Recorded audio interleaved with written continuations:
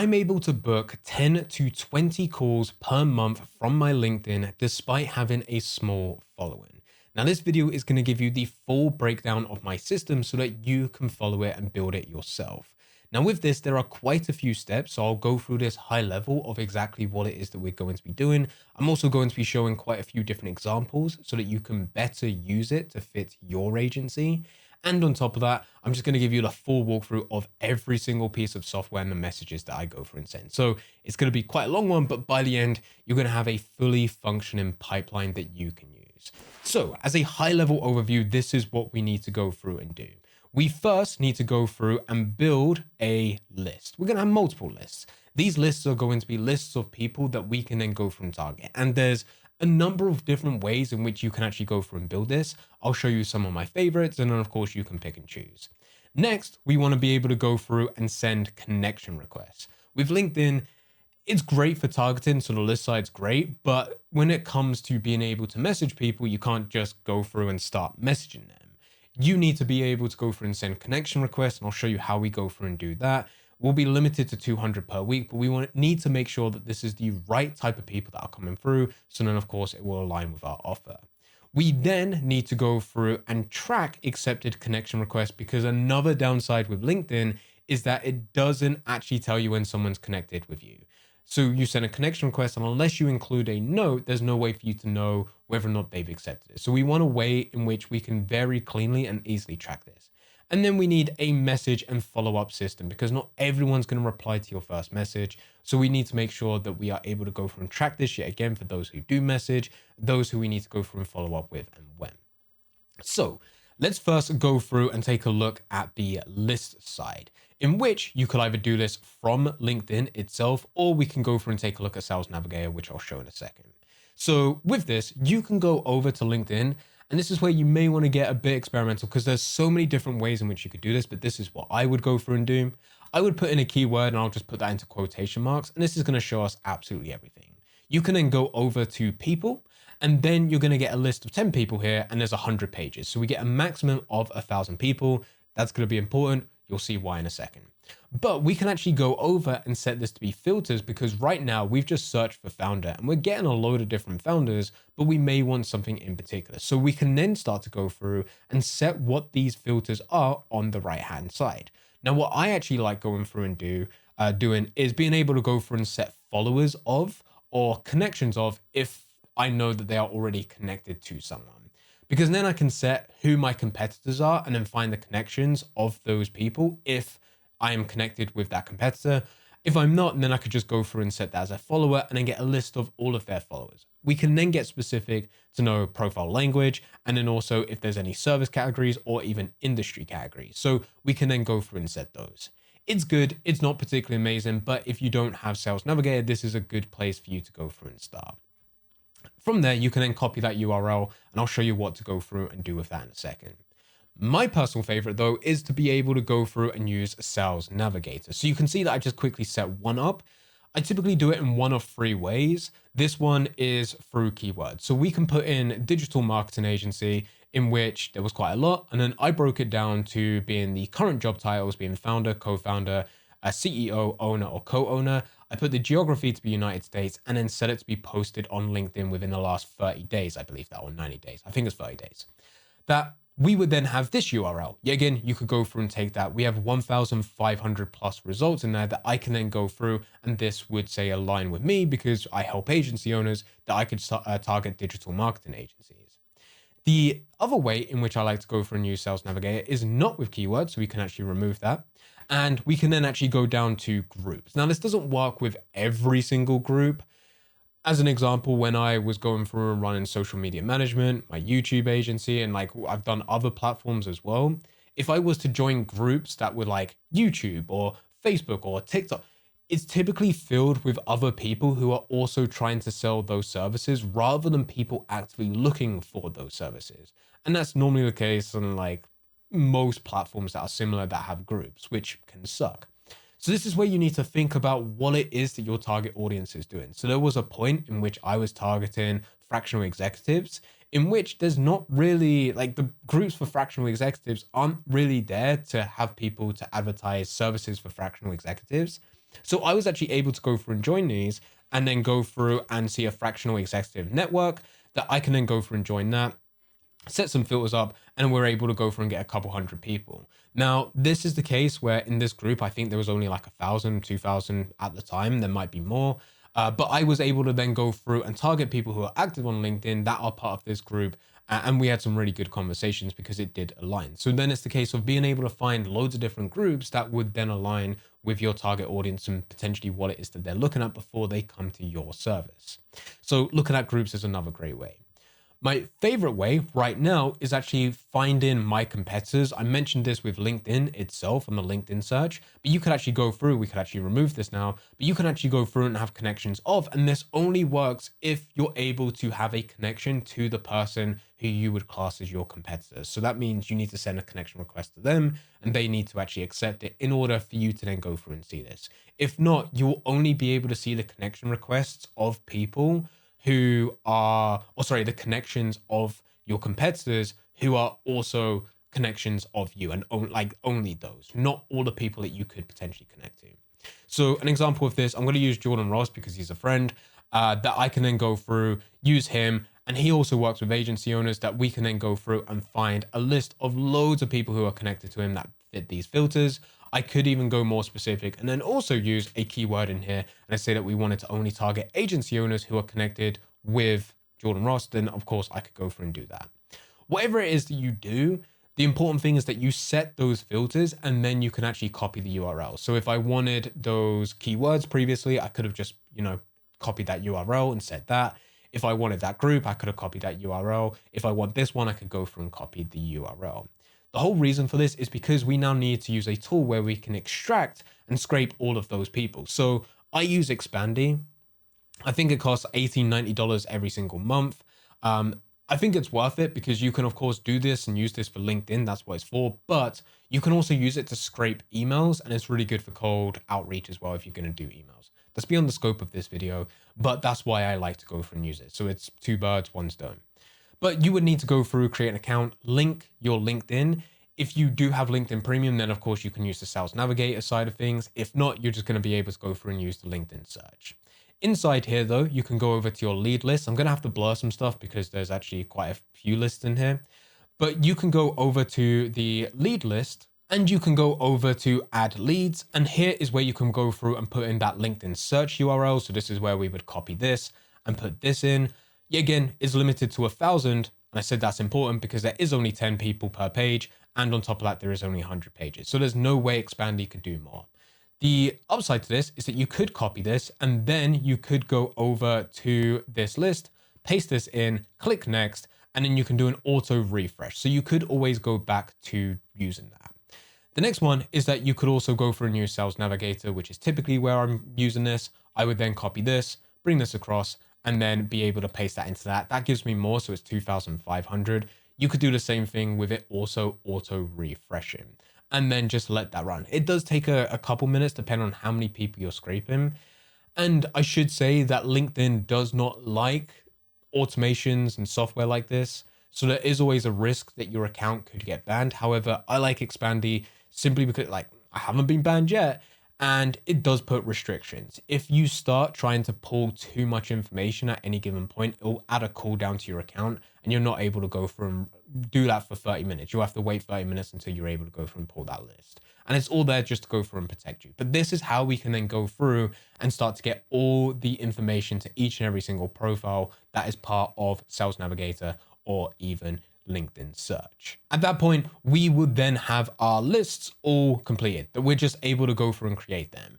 The real success here comes down to, I don't want to say your creativity, but how you are able to go through and build those lists. If you just get a generic business consultant or business coach list, it's not going to be that good. It really does come down to how you position yourself to actually pull the information of those groups of people in order to then go through and use them. So do take a look and take some time to think about that.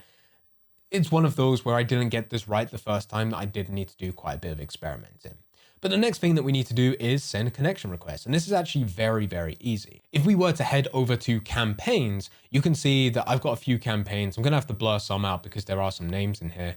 But I've got a template. Now, this template, you're not going to be able to see straight away, You could just go through and add a new campaign. And then this is just one for a builder. But if I was to go through and take a look at this, it's nothing too crazy. I did go through and I've used quite a few different types of software in order to go through and use this. Not use this, but to send connection requests. The best connection requests, the ones that I've had the highest success rate in, is when I send connection requests and that's it. Like there's no note, there's no message. I've tried using AI, I've tried going through and putting offers in, I've tried to just being conversational. They've all done shit apart from the ones where I just send a connection request, which of course gives us the downside a bit later, and I'll mention that. But it means that the steps within this is quite simply this. We start, we visit their profile, we check if we're connected, then we like a post, then we go through and send a connection request. That's it. There is no body, there is no message, there is no note. It is, we just go through and send connection requests. And then I would split this across 2 campaigns. So it's just a case that this is my template. I duplicate it, go through and put together my list, import my list, in which, by the way, when you are getting leads, you can have an option to automatically update a campaign or put all the people that you're able to scrape into a campaign. And then it's just going to run this. There, of course, are going to be some limitations on like how many people you can contact per day. So I would run this between 2 or 3 different campaigns, and I might go through and change the priority. This one's medium, but it's going to be the case that I would then update this based on like who it is that we're targeting, and then slide this to either be a bit more or a bit less, depending on what it is that I want to prioritize. But we're then able to just let this run. I've got additional settings within Expandi, so this just runs 5 days per week, Monday through till Friday. Weekends, we still get people who will accept connection requests and we'll message them, but we don't actually go through and send any. So we're then able to go through, run this pretty much daily. From there, that means that we now have our connection requests done. That's going to be sent out. Not every single one is going to accept. You could probably get anywhere between 20 all the way up to maybe like 50%, ultimately depending on who it is that you're trying to target and what else it is that you're doing. Like you could also go through this list now that you have it and just start commenting and engaging with people's content, which then will take it a bit further. But we do now need to go through and track who has accepted those connection requests. If you didn't know with LinkedIn, and this is why it's a bit of a downside of what I just previously said, when we're sending connection requests without a message, which yet again does have the highest response out of anything that I've done, it's one of those that now LinkedIn's not going to notify you when someone has accepted a connection request. If you were to go through and send a connection request and add a note, when someone accepts that connection request, it will just automatically show up within your messages and they'll be there. And it becomes very easy to track absolutely everything. But this time, because we want the best possible response and then we can go through and have a conversation and then go through with an offer, that we need to be able to track this. The way in which I do this is yet again through Expandi, and we can go through and set up our webhooks. So if you come over to settings, you can go over to webhooks and you can see that I have just this one created. It's very simple. Just go through, add a webhook, and then you can enter the name, enter campaigns if you want that to be part of anything, but you can also set the event. So the event that I have is connection request accepted. This is them accepting my connection request.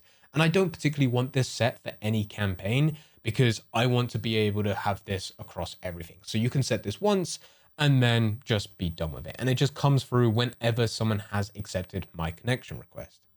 And what this does is it triggers this webhook over on here, which is sent to this. This is my add lead to ClickUp LinkedIn Expandi. So this will trigger this webhook, and all I'm doing, because I do not want to have duplicates in case someone's like removed the connection request or accepted it, or maybe I've manually added them, and I'll show you where I do all of this in a second. But I have a ClickUp CRM, which is just to track my outreach for LinkedIn, for Twitter, for any other platforms that we're using. So I can use my one for LinkedIn, and I'm going to have to show you an example one in a second, not my actual one because there's too many leads in there.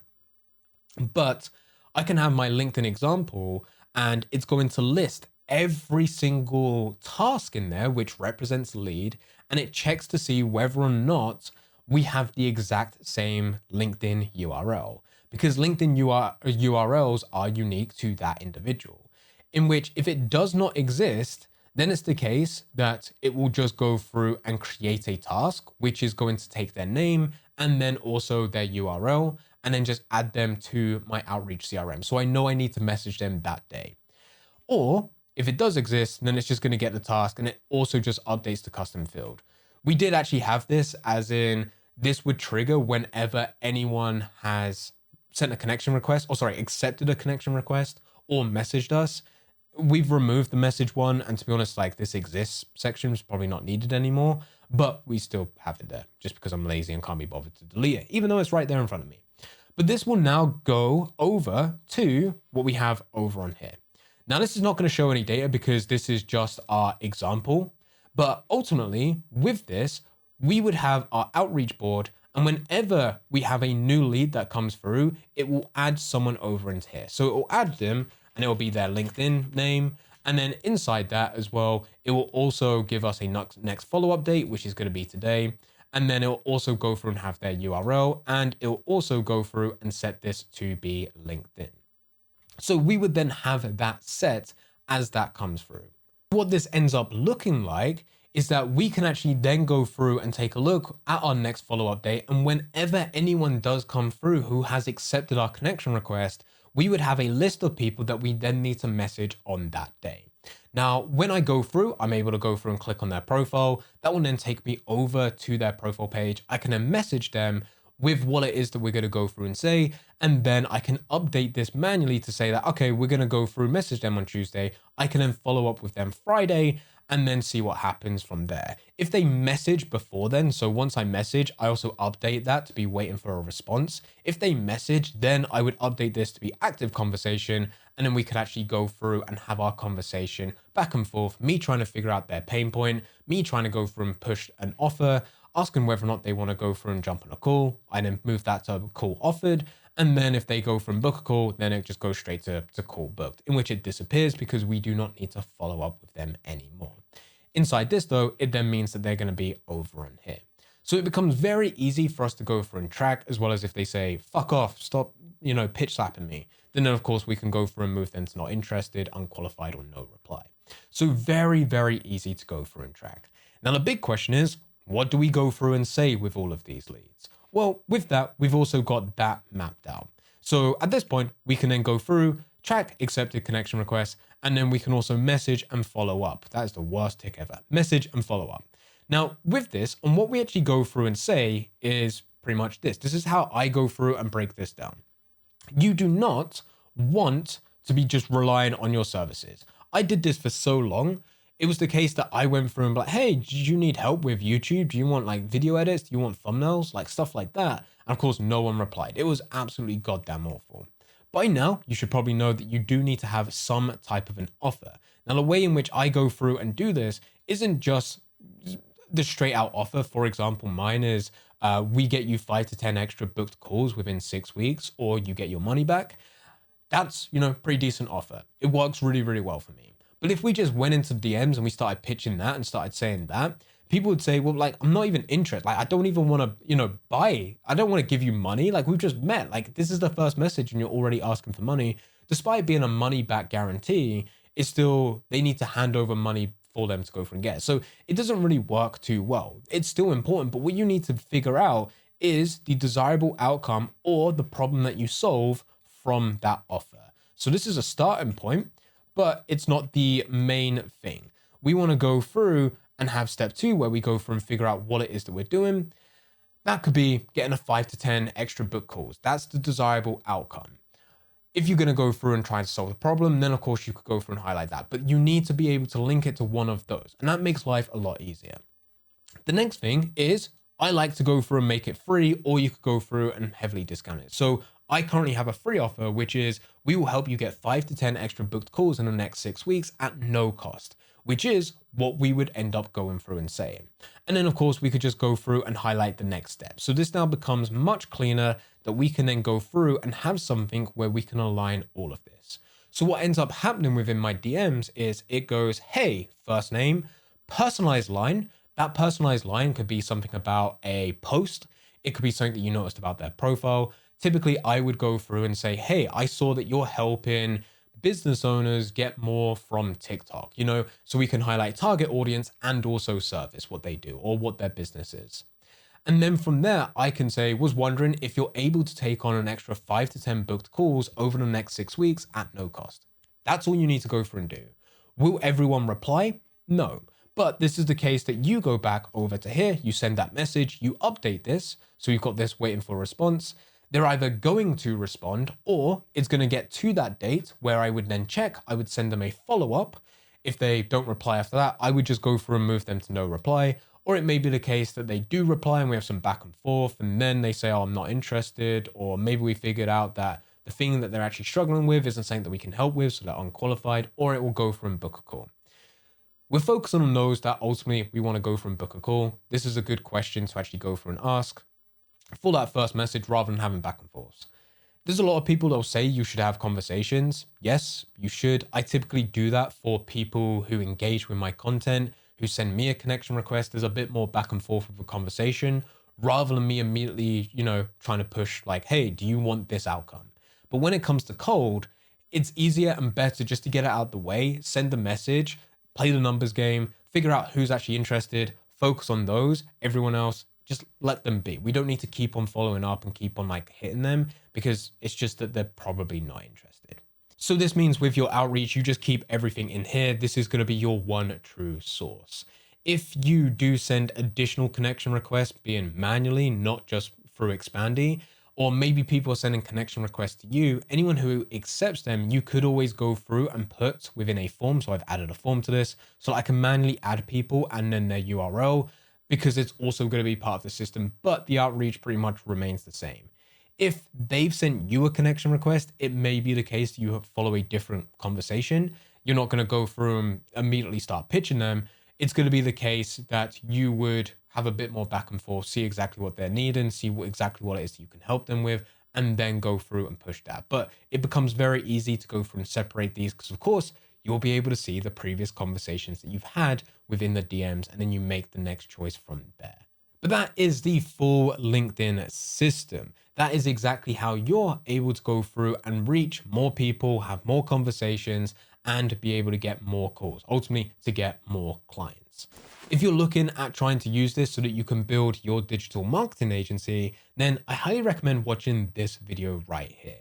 This video gives you the full step-by-step process of how you can actually start and scale your digital marketing agency. I hope you enjoy.